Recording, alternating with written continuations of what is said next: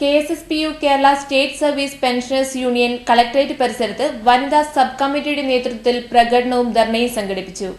KSSPU സംസ്ഥാന vice president V Krishnan ഉദ്ഘാടനം ചെയ്തു.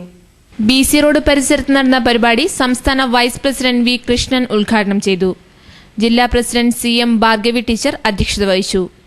K Govindan, BV Kannan master, Lilly Bai teacher, E Prabhakara Poduval, P Kunhammu Nair, KCS Nair, VV Balakrishnan തുടങ്ങിയവർ സംസാരിച്ചു.